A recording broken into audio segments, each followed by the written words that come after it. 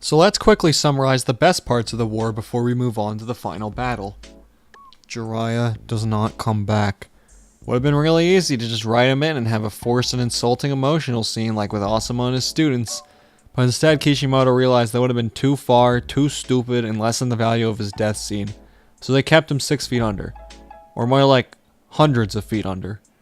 We aren't really sure how deep he is, we just know there's a high pressure so Kabuto can get to his body. Itachi comes back.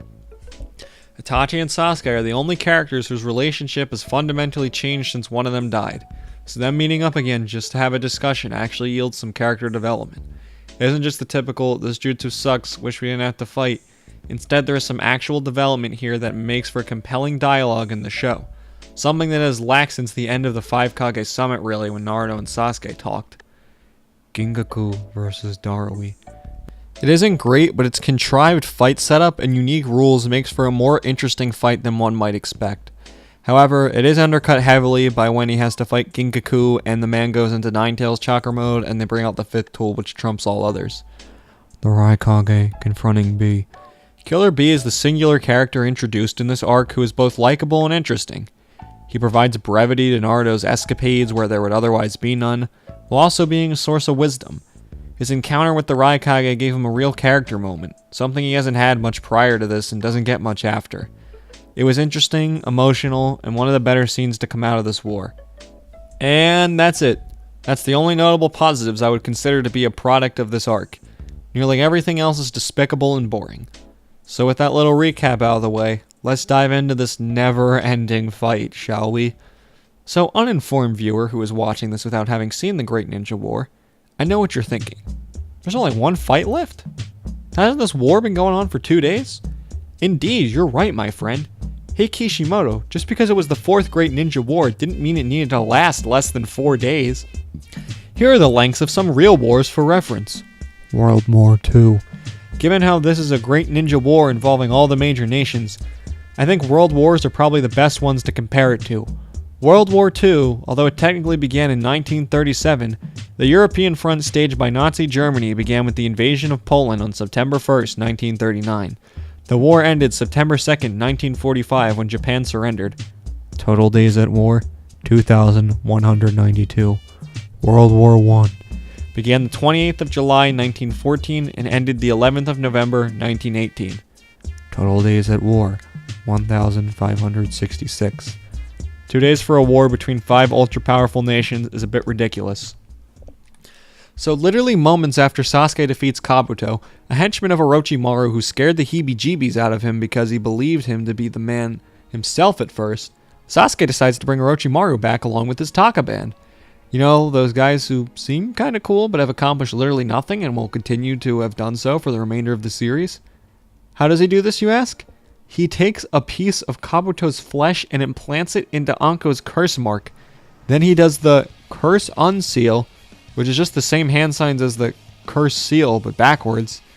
Is this universally true of all jutsu? Can Itachi leave his eye open briefly and then shut it to deactivate the Amaterasu? Can Sasuke undo the Chidori by reversing the hand signs? Actually, does he even need the hand signs anymore? Can you un-Reaper Death Seal yourself by just using the reverse signs? Could Naruto have just released the Nine-Tailed Fox by doing this? However you get it, this is unbelievably dumb. Anyway, the more important stupid thing about this, Sasuke just re-summons this guy by reversing someone's curse mark. Okay, so in theory, Orochimaru then manifests himself in whoever he curses, right? So then why would he have a recollection of Sasuke and the others killing him if Orochimaru placed the curse mark in a very young Anko? In fact, why can't he use his hands? Does the curse mark receive updates like Windows to have the latest Orochimaru on standby? Yeah, Anko originally had a Windows 7 Orochimaru, but it auto-updated to Windows 8 Orochimaru because he decided it would be better to come back in his weaker form. Even if that happened to be the case, as it seems to be, then there's a slight issue. The guy fucking died, so Sasuke should have summoned up his corpse. Either Orochimaru should have no memory of what happened past the time he branded Anko and been able to use the jutsu, or Sasuke should have summoned a dead body. Wait, what? He can see from within his curse marks 24/7? So not only do they update, they also gather intel and watch his opponents? Is this guy been using Anko to track the leaf for years, or was this a recently developed power? Because if they can receive new Orochimaru feelings or thoughts, then likewise, actual Orochimaru should have been able to receive their intel. We're only one episode into the final part of this series, and the stupidity is ascending to new heights. If this episode doesn't prove that Orochimaru died way too early and was a huge mistake on Kishimoto's part, I don't know what does. Then between this logic suspending and story breaking scene, we go to the battlefield to see this logic suspending and story breaking scene. So we get some retreads of exposition we already know, but the other characters don't, and we're informed of the Ten Tails power and blah blah blah blah blah. Okay, so while we're here, let's discuss Obito's master fucking plan and how underwhelming it is. I already compared it to Pain's earlier, but I think that comparison bears repeating for another reason. So Pain's plan was one of deterrence through devastation. Give people the power to wipe out each other, and once they seem the harm they've done to one another, they will back off and likely cease fighting. You know, kind of like what happened in real life after World War II.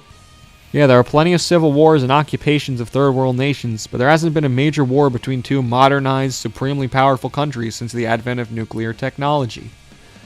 After dropping the atomic bomb and realizing people had the power to wipe each other out, they refrained from doing anything so drastic. Kind of like the moral at the end of the Watchmen movie. Well, Toby's plan is so much less tangible and harder to relate to in real life. Not that this is necessarily a bad thing. A more passionate Kishimoto probably could have made this work really well. But I'm sorry, when placed chronologically after Pain's plan, it just seems boring. Toby's plan promises no violence, no deterrence, just perfect harmony through means unfathomable in reality.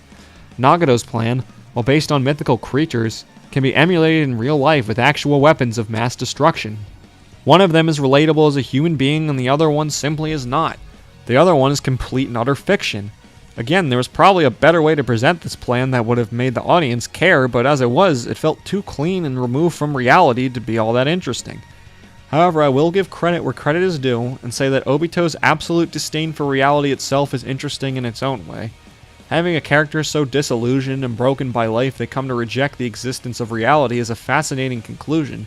Just wish it had been explored more thoroughly and skillfully and didn't continually harken back to this infinite Tsukunomi. So then a battle ensues of Obito phasing around through people, and Naruto knows how to use a super mini tailed beast bomb for no reason. Like, literally no reason. And then Kakashi tries to suck in the statue, but oh no, was stopped somehow by Toby.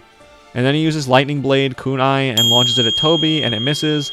But he Kamui's it and somehow hits Toby when he was phased through Naruto. Oh shit. It's all coming together. Kakashi runs some more tests. Toby drops some hints, and then Kakashi teleports Naruto into their little dimension, and we finally get the reveal of who Toby is. Now, I'm not going to pretend the whole reveal of Obito wasn't neat. It was a cool little twist, and it was nice to see Kakashi shocked. But also, I think this series' emphasis on Obito and Kakashi just shows how misplaced its focus truly is. Allow me to elaborate. In part 1 of Naruto, Kakashi, Guy, Asuma, and Kurenai were never the focus. They were there to lead the next generation and help them become better ninjas. The way Asuma went out was fitting for his character. He led his pupils to become fine shinobi and said sayonara afterwards. Now, Kakashi didn't need to die or anything, I'm not trying to imply that. But for the ultimate villain, well, one of three really, I guess. To be Kakashi's friend just feels so wrong. Kakashi was never meant to be a main character. But by making Obito the main antagonist, it forces so much focus to be cast on this guy where it was never really needed. Kakashi thrived on his minimal screen time. Seeing Kakashi fight was sparse, and that's part of what made it such a joy. But now since Obito is the main antagonist, we got to see him use the Kamui every 5 minutes. For those of you still not understanding what I'm trying to communicate, let's put it this way. It's going to be an analogy for those of you familiar with Full Metal Alchemist. Imagine if the main villain, Father, was somehow the rival or longtime formal friend of Colonel Mustang. Wouldn't it be kind of strange to pit Mustang, the sort of mentor, against the most powerful foe in the series? Why give Mustang the personal connection? He isn't the one in the limelight. If you're going to bother with that, you might as well connect it to Al and Ed. And yeah, I know, doing that would be pretty cliche in Naruto's case just to make him a rival of Naruto's past, and there is an attempt to connect him to Naruto by having him be responsible for the attack on the Leaf Village. But not only is it hardly mentioned, Kakashi is the one who really battles Obito, and the focus is clearly on him. I like the reveal of Obito. I just wish he wasn't made to be so important in this series. He could have been a perfectly sufficient B-villain of the Akatsuki. We didn't need 400 episodes of build-up to this reveal. He's some guy from the main character Sensei's past we saw in like 2 episodes. His identity didn't need to be this long drawn-out mystery. Hell, if Kakashi figured it out at the end of the 5 Kage Summit arc, I think it would have made for a decent reveal and a lot less fans would have seen it coming.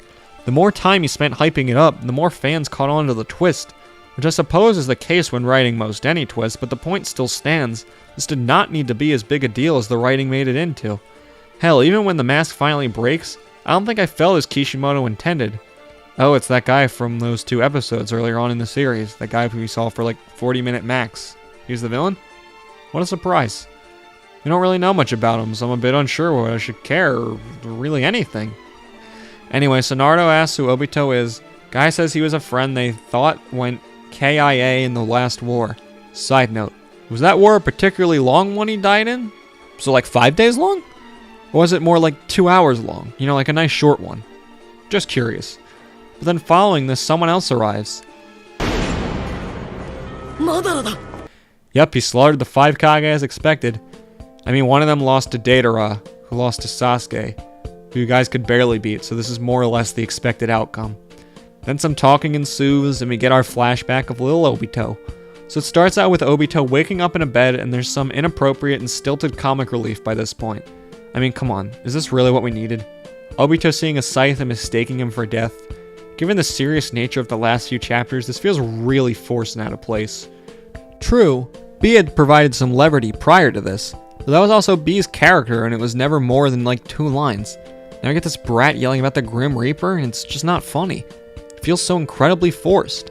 Then Madara utters this line saying Obito passed right through the boulders and wasn't crushed, implying this kid already unlocked the Mangekyo Sharingan 5 seconds after unlocking the regular Sharingan? So what are the prerequisites again? Remember when Itachi said, "Take the life of your best friend. You must kill him." Well, now I guess you can just kind of unlock it by doing nothing, really. Anyway, it turns out Obito managed to fall right into one of Madara's underground passages so he could find and save him. Yay! But wait, why do those tunnels exist? Nah, screw it. This is so cool. Then Madara gives his speech about how there is no light and life's a bitch and then you die. He explains he's been sucking chakra from the Geto statue to live like a parasite. Okay? Again, this raises so many other questions. Is it possible to mostly conquer old age and disease with just chakra now? Was Kisame basically set to live forever if he just didn't go into combat due to his chakra-absorbing specialty? I have so many questions. And then Madara states he saved Obito with Hashirama's cells. So are Hashirama's cells like the equivalent of alligator cells where they just don't die except from starvation and in theory make someone immortal? Or is that Hidan? Kakazu? Man, way too many people in the series border on immortal.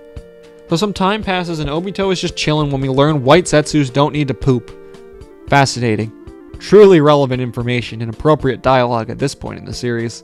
But also now Obito doesn't need to eat or drink? The first Hokage cells have made it so bodily functions are irrelevant. And what about Yamato? Is he the same way? What was the purpose of this? Why give him something this overpowered for really no reason at all? I feel like I've been asking that question for the past few hours now. So some time passes, Obito adapts to his new limb and hears about Kakashi and Rin being ambushed. So this one Zetsu offers Obito the opportunity to wear him to get outside, and admittedly, I do dig the whole design as being a 1.0 of Obito's later outfits. So he smashes the rock, him and Madara have this exchange reminiscent of Luke and Yoda and Empire Strikes Back. Oh god, what a good movie. What a great piece of visual media. Right, back to Naruto. So him and Zetsu argue on the way there. It's mainly just to space out the comic relief in this moment. Yeah, we talked about poop very in depth all but 10 minutes ago, but now there's Kakashi brutally fucking murdering one of his best friends with the lightning blade. Anyway, this was traumatizing enough, I guess, to make Obito and Kakashi's Sharingan go from 2 tomas to fucking Mangekyo instantly. What? So let me get this straight. He had 2 tomas, so barely a measles worth of control over the Sharingan before this, and now Mangekyo Sharingan? And what, did Kakashi just forget he had this power awakened after he woke up? Is that why he says it's his new jutsu at the start of Shippuden? And why was watching Rin die enough to snap Obito into this mode of thinking? Before we get into the slaughterhouse of a scene, we must diverge a tad to discuss this show's absurd portrayal of love. In Naruto, if you have a crush on someone, you love them. It isn't short-sighted, one-sided, or foolish in any way. It's love. Infatuation just doesn't exist in this universe. The most egregious example is Sakura loving Sasuke, but for now let's just discuss Obito loving Rin. So Obito has never dated Rin, never told her about his feelings, spent most likely minimal time around her considering the characters look about the same age as Naruto in part 1, meaning 12, and those people just got out of the academy relatively recently. Actually, we don't need to speculate with this nifty timeline. Obito and Rin were both made Genin at 9 and she died at 11, meaning it took all of 2 years in the mind of this prepubescent boy to want to stick his dingling in her so badly that he went berserk here. Not to be confused with Berserk starring Guts, an actually fantastic manga, and decides this world is shit and everyone needs to lose their free will. Whoa there, buddy. Hold your horses, it was one woman. Plenty more will come around, I promise. Obito reacts to Rin dying as a married man who loves his wife would react to her death, which just given what we have seen of their relationship up to this point feels inappropriate. Does Kishimoto not understand that most crushes at that age don't pan out anyway? Does Kishimoto understand most crushes don't pan out? Does he understand the difference between a crush and love? I'm not saying Obito couldn't have genuinely cared about Rin or anything like that, but for him to develop his entire philosophy from this one traumatizing moment over a girl who was just a pretty good friend seems a bit insane if you ask me. And I'm a lunatic. Back to the show. Someone throws some ninja tools and they phase right through Obito because despite just unlocking the power, he has already fully mastered it. Despite the fact that Kakashi wouldn't even be able to do that by the current timeline in Naruto, Obito can do it at his tender age after just discovering this power. But not only can he use this, oh no, it gets better, he also uses wood style after this. Congrats buddy, you're halfway there to discovering the Rinnegan. Zetsu even implies Madara knew this kid was a prodigy because of how fast he was able to use these moves, and says that's why he chose them. Guys, he literally fell into this hole, remember? Call me crazy, but I don't think Madara has gotten too many of these kids just falling into his lap to choose from, so Obito seemed more like the default choice. After this rampant murder, Obito returns to Madara to talk about his desire to now fulfill Project Suginomi. And with him talking about creating his artificial Kakashi, I started to wonder if the series was alluding to virtual reality's existence as the real-life equivalent of this plan. Except even in that, you still need to stop and eat and stuff, and it wouldn't be a total consumption. If this was the case, I don't think there was enough nuance in its explanation to be a sufficient metaphorical stand-in. Now while we're here, does the Eye of the Moon plan only work at night? Does it alternate between the Eye of the Sun plan? What if Naruto is experiencing a new moon and there just isn't a moon that night? Does the jutsu stop for the day? I mean, if you have to cast your eye on the moon, I presume it would cease on its own once the moon goes away, right? Guys, we've cracked the code to beat Madara. Just wait it out. His plan will crumble eventually. So there's some exposition about stuff we already suspected and kind of knew about Madara, and then he makes Black Zetsu as the manifestation of his will. Remember this. Then we return to the present to get some more fighting between Kakashi and Obito, Naruto, and Madara. Kakashi gets sucked into Obito's little dimension. Naruto gets restricted by this wood dragon because everybody knows the key to being a massive giant fox is just to cover it in trees. And now even though Kakashi had only been able to teleport objects before, he has now magically surmised how to transport himself like Obito and brings himself back to reality. Wow, that sure was convenient. Then Obito and Kakashi take turns calling each other trash, competing for who can earn the title of biggest steaming pile of trash. Then Obito says,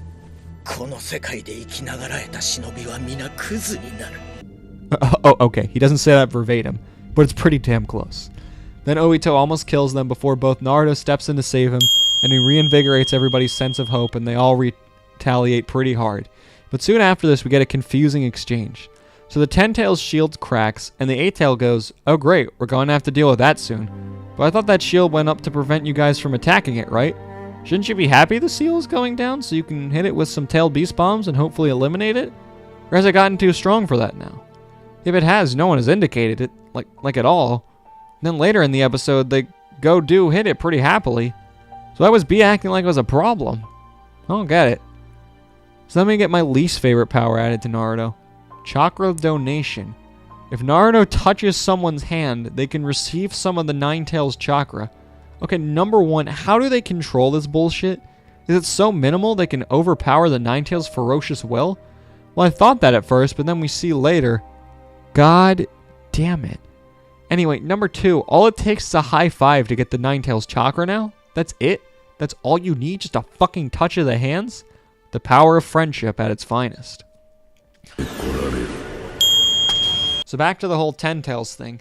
It comes back fully revived, and what ensues is another kaiju death battle. And this just might be a personal preference, but I think the statue looked way cooler as the statue as opposed to the actual Ten Tails body.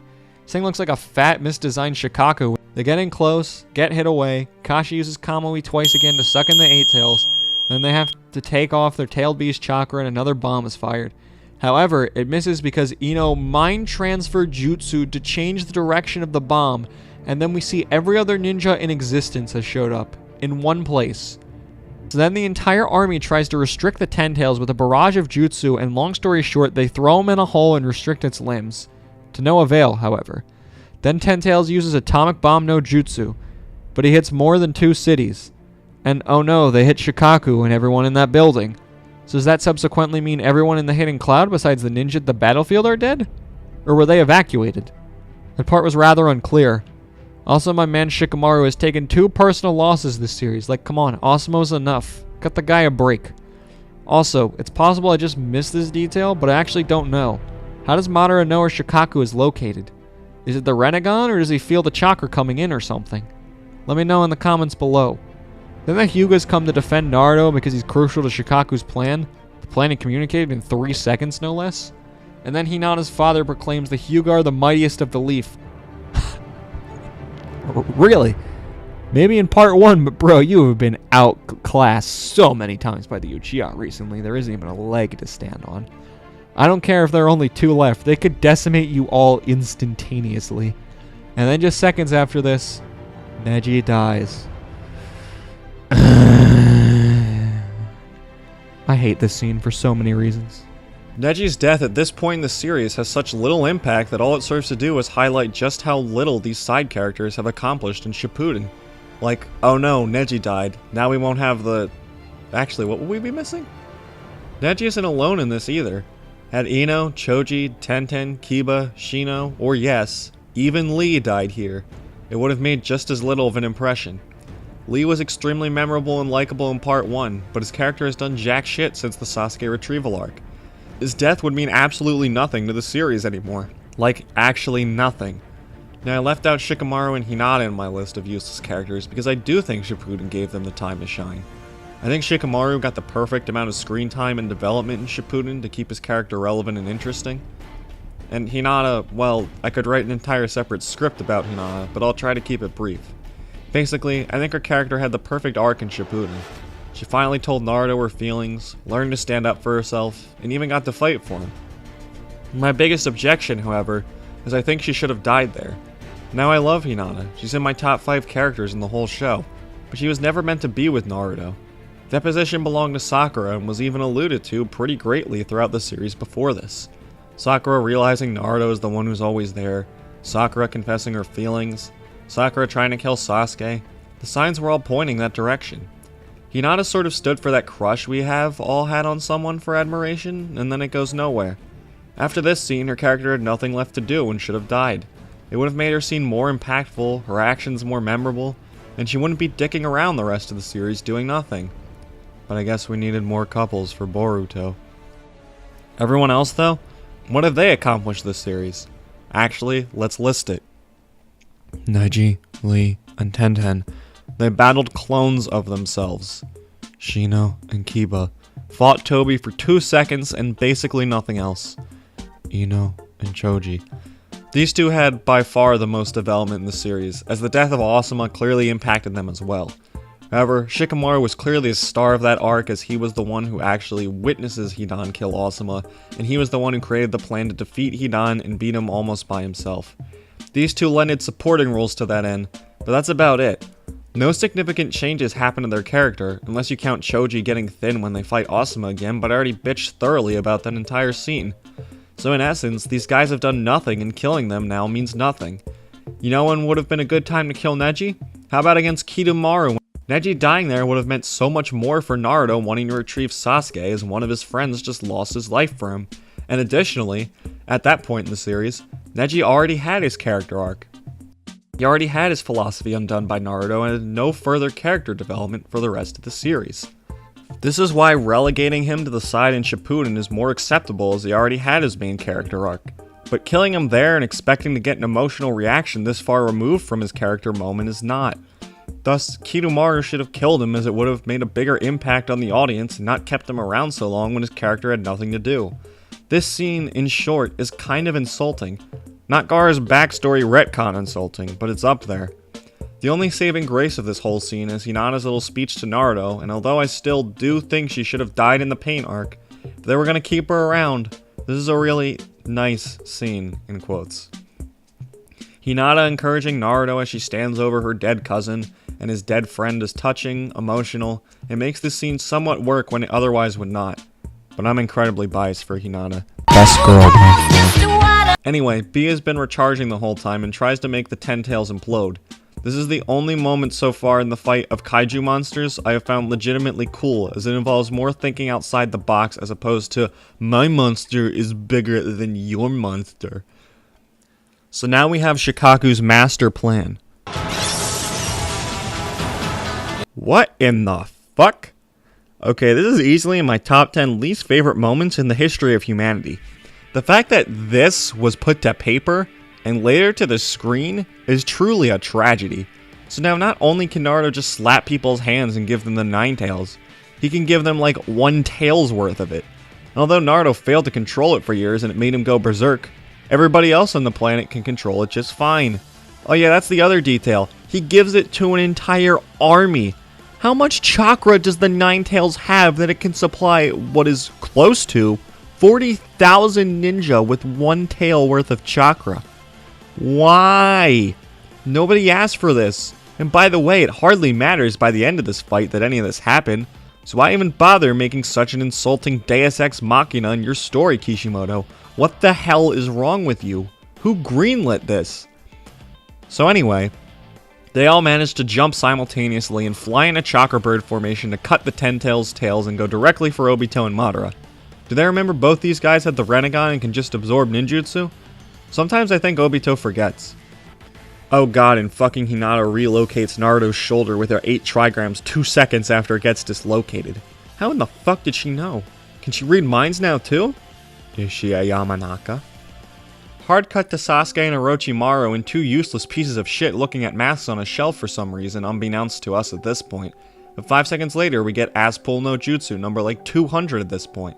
But this one is super powerful. So, Orochimaru puts on this mask and it undoes Reaper Death Seal, and he uses the Zetsus on Sasuke to bring back all the Kage.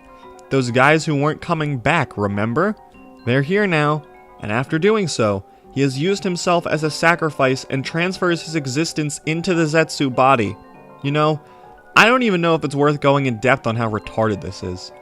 Okay, so this allowed him to get his arms back, and he has refrained from doing this. Why? Why would he not want to get his arms back? Would have made it so he could get Sasuke's body with some particular ease, you know? Probably wouldn't have been killed so easily. Anyway, pretty much everyone agrees this scene is awful and dumb and a total retcon and makes no sense. So even though I have been rather brief in my deconstruction, I don't think this scene warrants so much analysis of the faulty logic. It speaks for itself and its own stupidity. So now we get to see the 4 Kage, and now I think is a proper time to bring up another retcon. Remember in Naruto's original series when they said the first Hokage was stronger than the second, and Hiruzen stronger than the first? Remember when the 4th Hokage was the strongest one? Only spoken about briefly in sort of legendary way, like when Kakashi said he believed Naruto was the only one capable of surpassing him? Well, now I guess Hashirama is stronger than the 3rd, because if he isn't, let's consider the ramifications. 3rd is greater than 1st. Orochimaru is stronger than the 3rd. The 1st beat Madara. Therefore, Orochimaru is stronger than Madara, confirmed. Yeah, I think Kishimoto just kinda hoped everyone forgot about it. Anyway, we meet the 1st Hokage and he's just a silly little boy. Kishimoto thought turning him into comic relief was the right call. Again, not that this hasn't worked before with someone like, say, Jiraiya, but with Hashirama it feels incredibly forced, especially when pitting him up against Madara.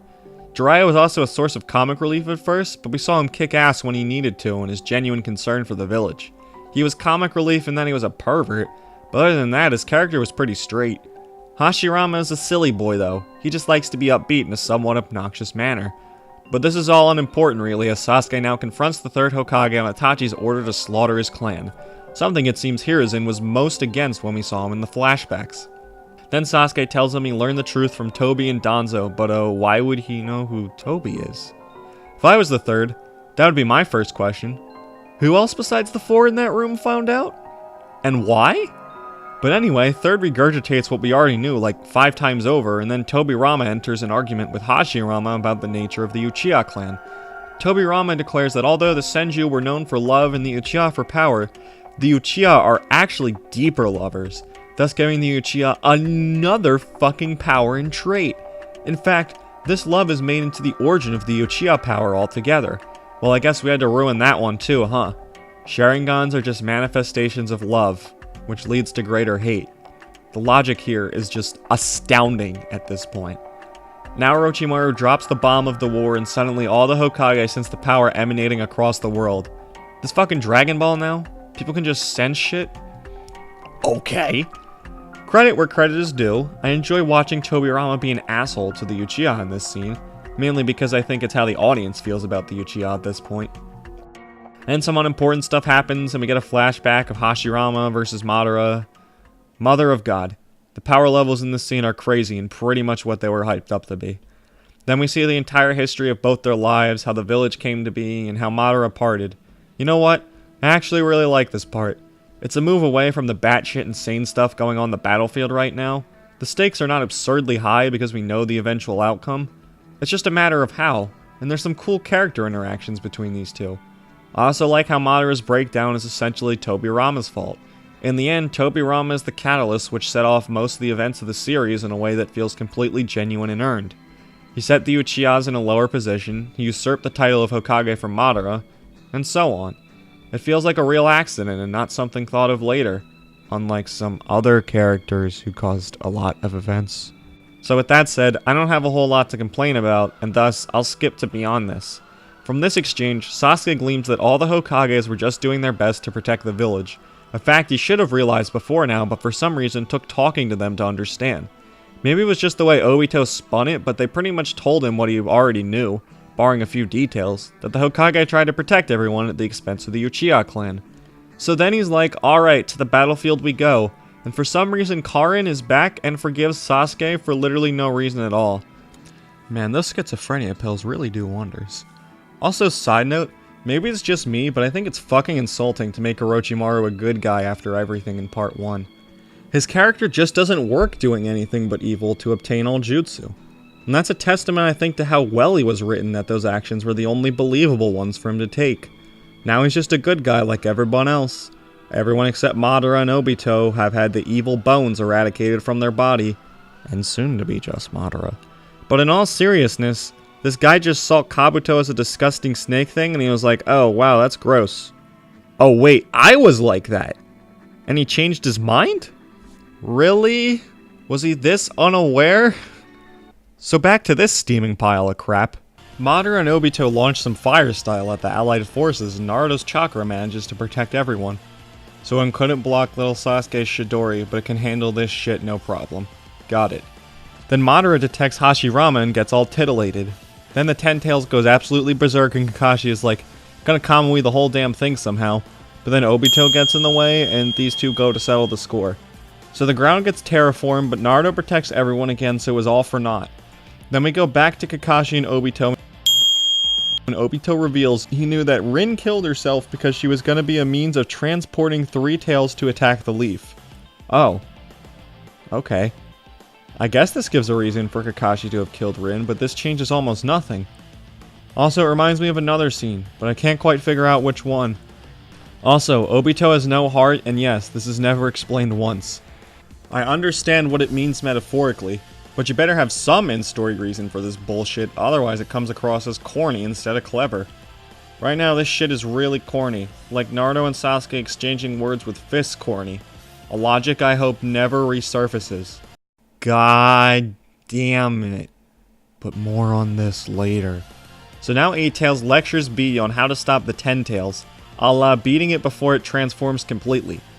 So given Naruto's weak state, Eight Tails advises he and B take it on right now. The allied forces also work to protect a recovering Naruto and see what strength they can muster, and somehow this takes up like 6 minutes of screen time. Then Obito blabbles about the helplessness of reality against his genjutsu, and then it cuts to all the allied forces stopping the Ten Tails Beast Bomb. And Minato shows up. And instead of Naruto being surprised or happy to see his father since he hasn't used Sage Mode in a while and shouldn't know he's back, he just sort of nods to him like he knew it was coming the whole time. Dude, if I were Naruto or the rest of the allied forces, I would be freaking the fuck out. The only dead people who have come back have been actively trying to kill them under Kabuto, and Naruto doesn't know about Orochimaru yet. So what gives? Why does he trust him so fast? I mean, I guess he transports the attack, but still, it could have been a misleading thing to get them to trust him and have him infiltrate. Look, my point is Naruto trusts him way too fast. But, he sensed him with Nine Tails. Yeah, true, but before he could only sense evil with Nine Tails. Hence, why he would also use Sage Mode sometimes to look for other people.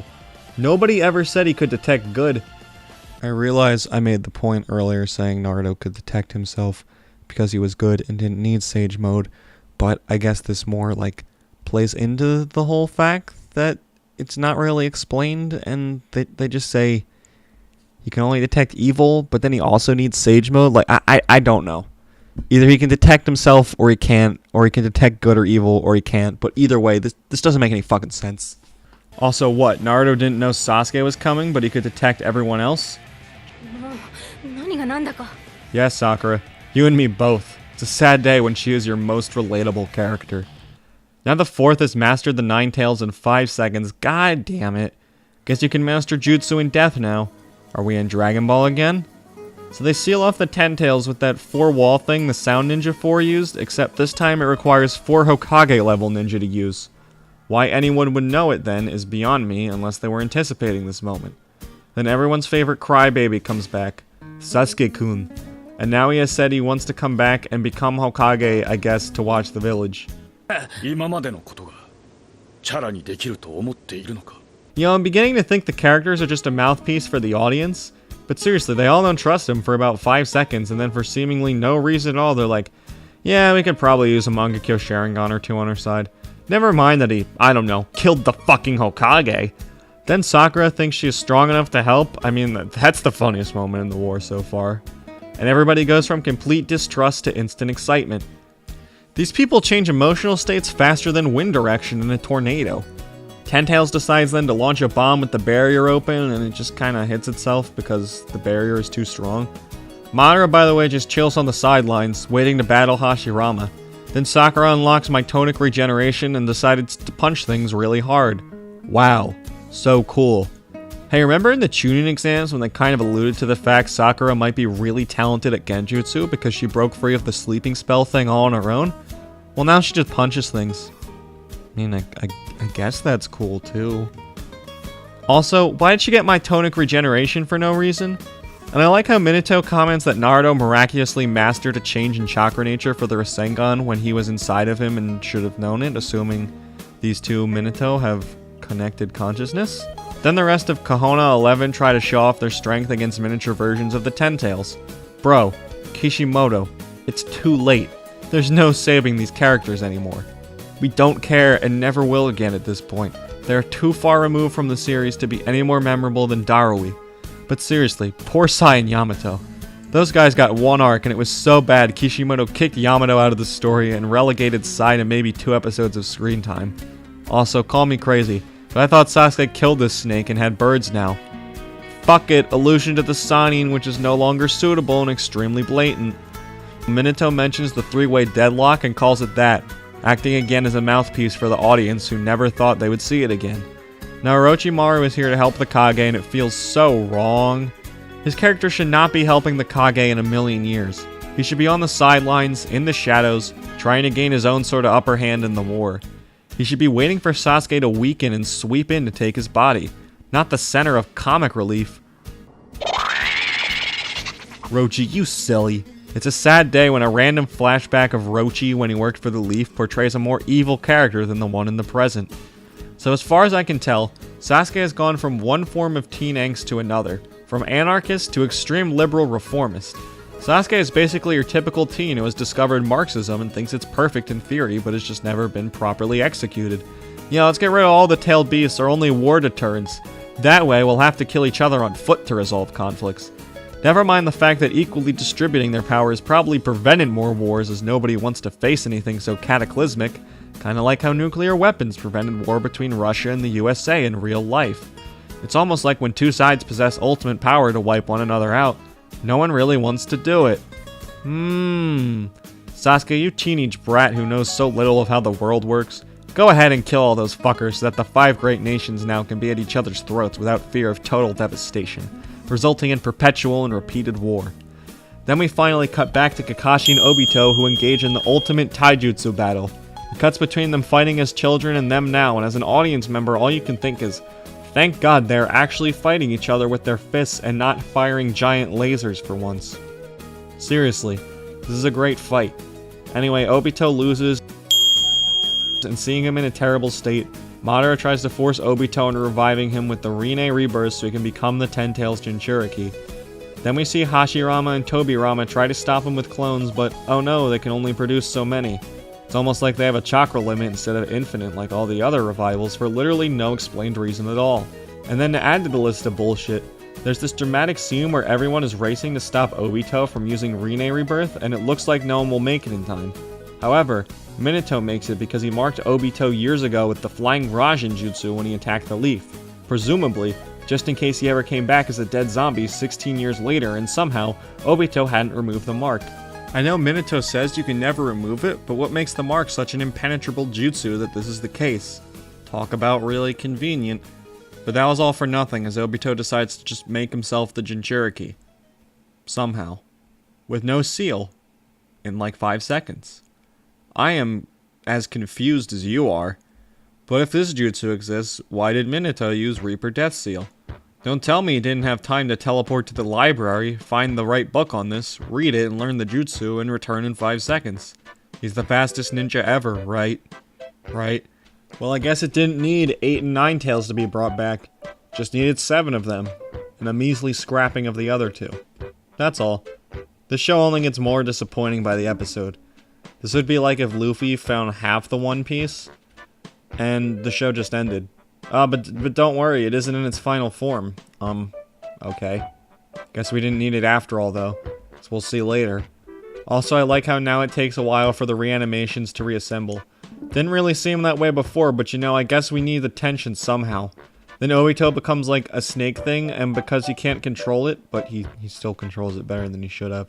And Minato says he will use the Rasen Flash Super Circle Dance House Stage 3. I wish I were making up that jutsu. But if this isn't enough, don't worry. He will use the Rasen Flash Mega Ultra Super Circle Dance of the Super Plum Sugar Fairy's Howl Stage 17. It's quite the obscure jutsu. Usually even Minato forgets about it being in his arsenal. But before he can do that, Obito gains full control. Now before we continue onward in the plot, let's ponder this for a moment. How can Obito control the Ten Tails so fast?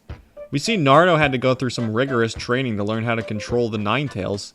It's heavily implied B went through the same training to control the 8 Tails. We know Yugito learned how to control her tailed beast. Madara controlled the 9 Tails but was never a Jinchuriki. And the 4th Mizukage was under manipulation with his tailed beasts. So we got 3 Master Jinchuriki controlling much less powerful beasts, each of them struggling to get to that point. And then Obito just kind of controls it no problem.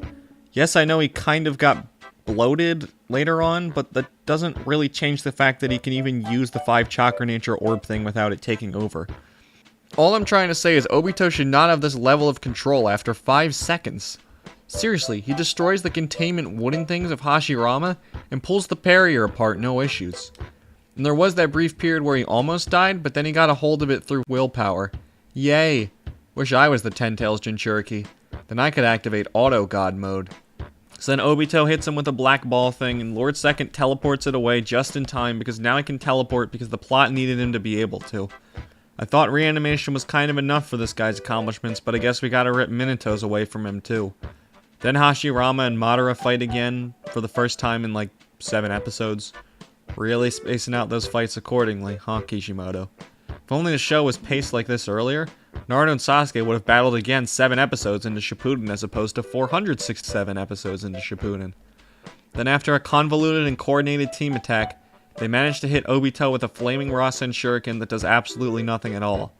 Tobirama then points out that the fourth's arm isn't regenerating anymore, and they conclude that being reanimated means you will die now. Boy, the plot sure is asking a lot now by breaking its own logic. Guess we need tension somehow. So anyway, Naruto runs out of tailed beast mode, Gamakichi hits the thing with some slime, and Second notices it didn't absorb the slime. So he concludes Sage Jutsu will be effective, and Naruto charges a Rasengan in Sage mode and it works on Obito. Now in isolation this would make sense, except remember when Naruto fought Pain and he used the Rasen Shuriken infused with Sage mode and he just absorbed the ninjutsu like it was nothing. We also saw that he was able to absorb the Sage energy in full amount so that it turned him into a frog. So thus if Obito is calling upon a similar power, or exactly the same power because he has the Rinnegan, and I assume that's where this is coming from, why can he not at least absorb the Rasengan part and leave the Sage Jutsu? Honestly, I would have just been more satisfied to see Naruto use a nature punch on Obito because that would have made more sense. But instead we got this. Anyway, Obito opens up a massive tree and summons like 4 tailed beast bombs, and now the allied forces must once again try to guide them in the right direction. But uh-oh, a 6-ray formation barrier is open like before to contain everyone, and Naruto gets his chakra back from bumping fists with his dad, and thus everyone else gets their 9-tailed cloak back. Then Minato uses the flying Rasen to move everyone outside the barrier. And then Naruto and Minato gotta use a giant Rasengan infused with Sage energy, but that isn't enough. So then they used a Sage Jutsu tailed beast bomb, but before that can happen, the 10 tails is put back onto the battlefield and sprouts a massive tree. The roots cause untold destruction and absorbs people's chakra because this is the divine tree that gave everyone chakra years ago. Wow. How underwhelming. The source of all chakra is a fucking tree. But my parallels to Christianity and the tree of knowledge of good and evil. I don't care if it's implying this tree takes away chakra and free will and resets humans to the Garden of Eden, aka paradise. I don't care if this is an allusion to the Bible, that doesn't make it clever. While we're here, side tangent, referencing things is not clever or funny or shows any level of intelligence.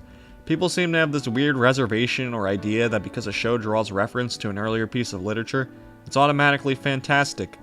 To me, that's perhaps the most insulting thing a piece of literature can do. Don't have any grounds to stand on for your own story? Just rip it from another one. When illusions are subtle and don't really affect anything, it's fine. Like, for example, nailing someone to the ground in the shape of Jesus is fine because it doesn't take away from what you're watching. It only creates that connection for those who notice it. But when you have an entire fucking tree which is essential to the plot be there for the sake of a biblical illusion, it really takes you out of it. Especially when that illusion is shallow, weak, and stupid. I don't need to know, nor do I want to know the source of all chakra. The more you try to explain something that doesn't make sense, the more frustrating it becomes. And including Kaguya, my fucking god, this is just stupid. The Sage of the Sixth Path was supposed to be our ultimate granddaddy, but now we got another one for the books. Trust me though, the Kaguya rant will have to wait a little bit. And I already ranted about over-explanation earlier in the script, so I'll refrain from ranting here any longer. Okay, really quick side note since I'm trying to only complain about things in the manga and not the anime, but I really hate when CGI is used in traditional 2D animation. It always looks fake and out of place. Oh yeah, just look at that impressive army. Totally exists in those backgrounds. Oh yeah, look at that intimidating tree. Totally exists against those backgrounds and characters. Shakugan no Shana Season 3 is the exact same issue with the Xanadu snake thing. So then Sasuke cuts part of the tree and him and Sasuke go full kaiju mode on Obito. And now Sasuke's curse mark is back. God fucking damn it. You know, I was against Sasuke losing it too because I thought it was cool and made for a neat transformation sequence, with the sort of caveat he couldn't use it too long or he would become a part of Orochimaru. And yes, I understand the symbolism and meaning behind having Itachi free Sasuke of Orochimaru's curse. And that's why, although I was disappointed, I was okay with it. But you can't give it back to him now. That was just fucking stupid. So they fire some tailed beast bomb and Susanoo arrows, and it doesn't really do anything, and Shikamaru gets this triumphant moment where he almost dies but finds the will to live so he can advise Naruto when he becomes Hokage. Since Shikamaru has actually been developed in this series, this moment is genuinely touching.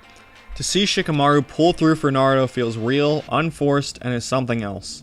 Then this leads eventually into every ninja left on the planet, besides Naruto and Sasuke who are preoccupied, attempting to cut down that big tree. Also, Katsuyu has been turned into a rug of life? What? Meanwhile, our protagonists get their asses sent to the curb in Obito's own version of Primary Lotus. And the two of them should be depleted but get the fuck back up and summon the nine-tailed Susanoo. Jesus Christ. Remember when Naruto beat Pain with just the Rasengan? Wasn't that pretty cool? That sort of simpler moment.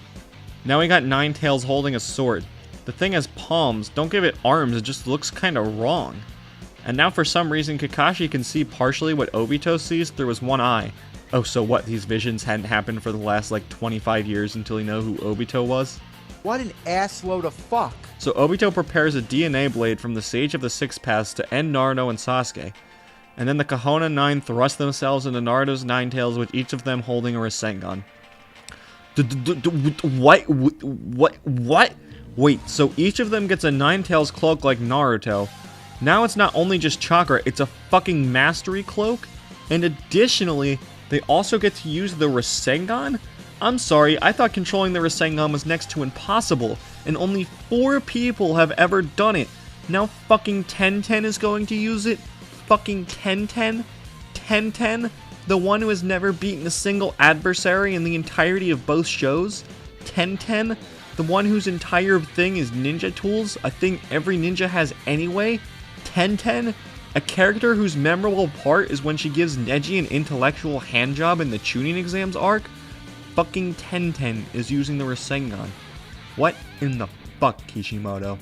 Also, while we're here, why is Rock Lee using the Rasengan? He can't use ninjutsu. So, the 8 interesting characters we came to know and love in the Chunin exams, and Tenten, use the Rasengan to hold off Obito's shield so that they can stab him with a Susanoo Ninetales blade. This then unleashes some of the tailed beasts within Obito, and they aim for Naruto as Naruto bonded with the tailed beast like 100 episodes earlier in this fight. There's a tug of war with Naruto at first and Garen B, but then every single shinobi left alive in the world joins in to help with the tug of war. This then leads into Naruto meeting Obito and exchanging words with Fist Land that he meant with Sasuke and earlier. God damn it. This corny crap again. You know, between Naruto and Sasuke, it's really corny, but it's acceptable because of their roles in the story. But having it here between Naruto and Obito, it's just misplaced and wrong on almost every level. These characters lack that sort of personal connection to make it believable. So now instead of us maybe perhaps assuming the exchanging words with fists was an understanding thing, and the chakra talking was more metaphorical for how well the two knew each other, well, now they just do it because we need a way to talk no jutsu Obito, and given his current power state, it isn't going to happen in the real world. Honestly, I don't have a problem in concept with Naruto talking Obito down. I think for a big, bombastic war, ending it with 2 characters talking would be an exciting narrative twist done right. But this is the Great Ninja War, so it probably won't be done right. Let's see what happens, shall we? So Naruto proposes we attain peace in the non-fake, non-genjutsu way, and Obito proposes they do that because, well, you've seen the war. So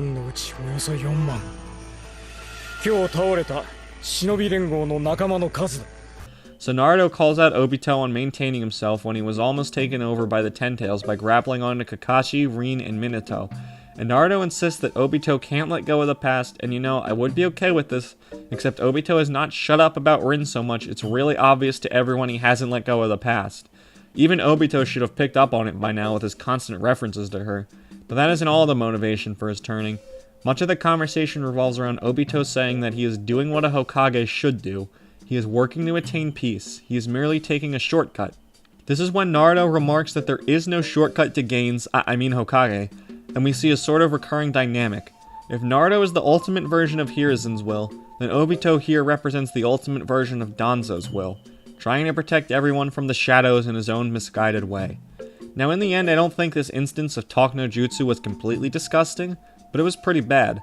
I mean, it sure is convenient Obito is just now coming to realize the flaws of his ways after sticking to his plan wholeheartedly for like 20 years. Yeah, I know, seeing it manifest probably had an effect on him, but to me it's just disappointing he was swayed rather quickly and easily. It would have been cool to maybe see Naruto talk no jutsu fail here at first, and then Obito resist him, and then eventually come to understand later on. Yes, he choked him, but that was undone in like 5 seconds by just recalling Rin. I know this part has been all over the place in explanation, so let me put it concisely here. Having Obito turn good again because of Rin is disappointing.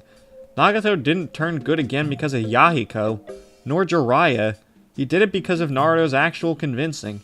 Here Naruto just kind of throws shit at the wall until something gets through to him, and that something happens to be Rin. You know, revolving your entire character's motivation to destroy the fabric of reality around one girl seems really forced and cheap.